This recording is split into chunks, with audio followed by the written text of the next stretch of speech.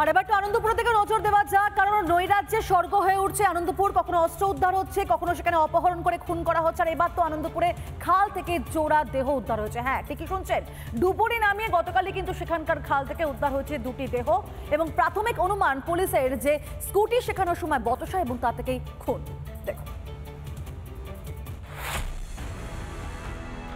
আবারও সেই আনন্দপুর। সোমবার স্কুটি শিখতে বেরিয়েছিল ৫৫ গ্রামের রনিতা বৈদ্য, কিন্তু তারপর থেকেই আর খোঁজ মেলেনি বছর ২৩-এর তরুণীর। আনন্দপুরের চীনামন্দির সংলগ্ন এলাকার এই যে রাস্তা, এই রাস্তাতেই স্কুটি চালানো শেখানো হচ্ছিল তাকে।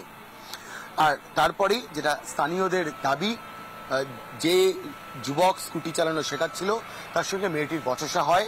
পরবর্তী ক্ষেত্রে মেয়েটিরও কোনো খোঁজ পাওয়া যাচ্ছে না।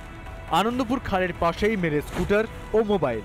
তারপর থেকেই খালে শুরু হয় তল্লাশি। কলকাতা পুলিশের ডিজাস্টার ম্যানেজমেন্ট গ্রুপের যারা সদস্যরা, তারা এই মুহূর্তে আনন্দপুর চীনামন্দির সংলগ্ন এলাকার যে খাল, সেই খালে লাগাতার তল্লাশি অভিযান চালাচ্ছেন। লাগাতার যে তল্লাশি, সেই তল্লাশি ডুবুরি নামিয়ে চালিয়ে যাওয়া হচ্ছে। খাল থেকে উদ্ধার হয়েছে রোহিত আগরওয়াল ও তরুণী রনিতার দেহ। এই রহস্য মৃত্যু নিয়ে উঠছে একাধিক প্রশ্ন।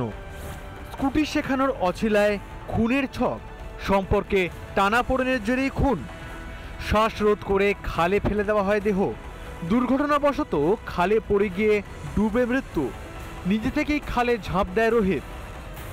একাধিক প্রশ্নকে সামনে রেখে তদন্ত চালাচ্ছে পুলিশ। সাম্প্রতিককালে আনন্দপুরের সমাজবিরোধী কাজের পরিসংখ্যান রীতিমতো ভয় ধরানোর মতো।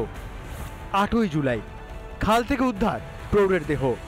২৪শে এপ্রিল ২০২৫ আগ্নেয়াস্ত্র সহ গ্রেপ্তার ৮। ৩০শে মার্চ ২০২৫ আগ্নেয়াস্ত্র সহ গ্রেপ্তার ২। ১৭ই মে ২০২৫ দুজনের থেকে উদ্ধার আগ্নেয়াস্ত্র। ৬ই ফেব্রুয়ারি ২০২৫ ব্যবসায়ীকে অপহরণ করে খুন। ১৯শে জানুয়ারি ২০২৫ আগ্নেয়াস্ত্র সহ গ্রেপ্তার ১। আনন্দপুরে দিন দিন বেড়েই চলেছে অসামাজিক কাজের সংখ্যা। কখনো খুন, কখনো আগ্নেয়াস্ত্রর চোরাচালান। কেন রাশ টানা যাচ্ছে না এই অসামাজিক কাজের ক্ষেত্রে? স্থানীয় থানার পুলিশ কি হাত গুটিয়ে বসে? এলাকায় নেই সিসি ক্যামেরার নজরদারি?